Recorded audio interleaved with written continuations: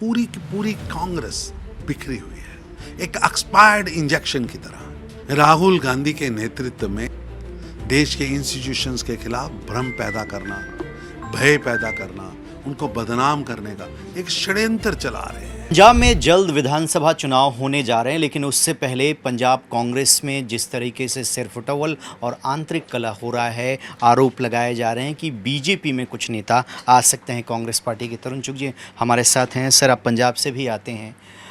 जिस तरीके से कई खेमे बढ़ गए हैं, आंतरिक कलह तो दिखाई दे रही है, क्या इसका बेनिफिट आप लोगों को मिलेगा? कांग्रेस में सिर फुटेल इस समय चरम सीमा पर है। अपने आप को सो कॉल्ड राष्ट्रीय पार्टी कहने वाली कांग्रेस में आज केवल धड़े बचे हैं, वर्ग बचे हैं, क्षेत्र बचे हैं, जातियां बची हैं, उपजातियां बची, कहीं पार्टी दिखती ही नहीं है। और ऐसे लोग बचे हैं जो केवल परिक्रमा और महापरिक्रमा में व्यस्त हैं। टुकड़े टुकड़े गैंग के इशारे पर कार्य करने वाली कांग्रेस पार्टी आज खुद टुकड़ों टुकड़ों में बंट चुकी है। कोई टुकड़ा कहीं मीटिंग कर रहा है, कोई टुकड़ा कहीं विद्रोह कर रहा है, कोई टुकड़ा कहीं गिर रहा है। कांग्रेस के नेता व पूर्व मुख्यमंत्री चरणजीत सिंह चन्नी खुद कह रहे हैं कि अब कांग्रेस पार्टी में शेड्यूल्ड कास्ट नेताओं और उनके वर्कर्स को के साथ धक्का किया जा रहा।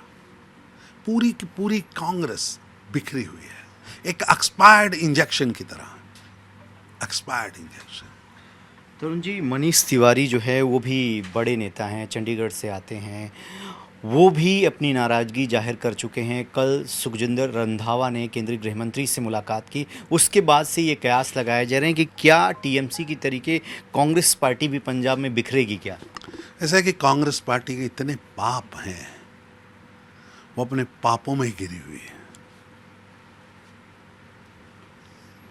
एक सवाल आपसे ये कि गुजरात एटीएस ने कई आतंकियों को गिरफ्तार किया। वो एक बड़े हमले की प्लानिंग में थे, लेकिन एटीएस ने बड़ी शानदार तरीके से उन लोगों को उससे अंजाम देने से पहले गिरफ्तार कर लिया। गुजरात एटीएस द्वारा जैश-ए-मोहम्मद के आतंकियों और उनके नेटवर्क पर की गई कार्रवाई प्रधानमंत्री मोदी के नेतृत्व में आतंकवाद के खिलाफ भारत की जीरो टॉलरेंस नीति का सशक्त प्रमाण है। एक समय था जब देश के अंदर श्रीमती सोनिया गांधी के नेतृत्व की कांग्रेस पार्टी की मनमोहन सिंह की सरकार थी, जो आतंकवादियों के लिए, कातिलों के लिए रेड कारपेट बिछाती थी। उनके साथ प्रधानमंत्री का फोटो शूट कराया जाता था। आज भारत में श्री नरेंद्र मोदी के नेतृत्व वाली सरकार है,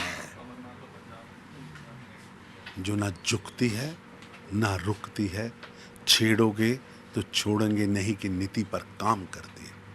ऑपरेशन सिंदूर में पूरे विश्व को बताती है कि हमारी मिसाइलों के निशाने पर,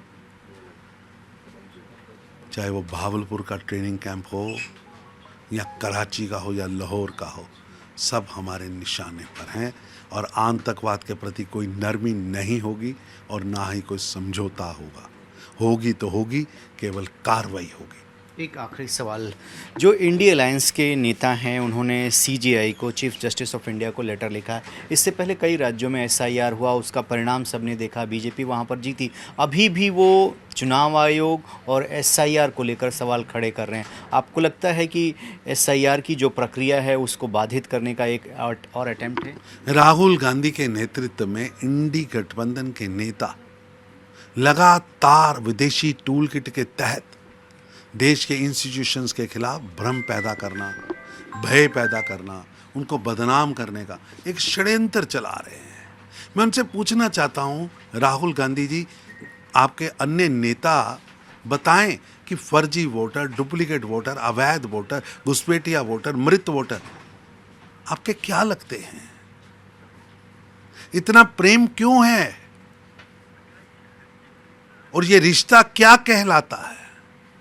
कांग्रेस और इंडी गठबंधन लोकतांत्रिक प्रक्रियाओं में, न्याय प्रक्रियाओं में भाग लेने के बजाय विदेशी युवकाओं को खुश करने के लिए संवैधानिक संस्थाओं को कटघरे में खड़ा करने के षड्यंत्र रच रहे हैं, जो कि दुर्भाग्यपूर्ण है। चलिए, ये थे भारतीय जनता पार्टी के राष्ट्रीय महासचिव तरुण चुग जी। वीडियो जर्नलिस्ट परशुराम के साथ रविकांत राय, टाइम्स ऑफ भारत, दिल्ली।